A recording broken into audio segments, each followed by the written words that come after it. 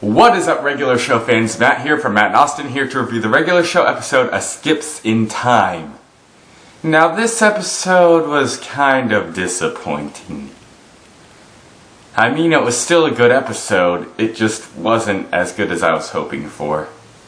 I was hoping that we would get to see a lot of Skips' past, since teenage Skips, or Walks, I'm just going to call them teenage Skips, when teenage Skips got sent to the present.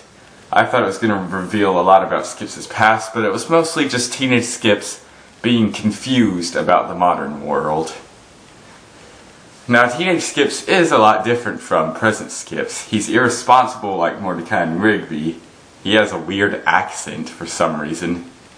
And he's not muscular like present Skips. But he is a slacker like Mordecai and Rigby, which can kind of tell how Skips is good friends with Mordecai and Rigby and can relate to them, because maybe he did some of the same things. That might also be how he knows how to fix every situation that Mordecai and Rigby cause, because he was irresponsible like Mordecai and Rigby. So anyways, the gang tries to help teenage Skips get back to the past where he belongs by sending him through the same tornado that he came out of, with the help of Tecmo. Yes, Tecmo was in this episode, thank goodness! I love Tecmo, he's a really cool character. I hope we get to see more of him, he was really awesome in this episode. But anyways, one thing I was really hoping for was a two-part episode, because Mordecai and Rigby climbed in the balloon with Skips when he was headed back with teenage Skips when he was headed back.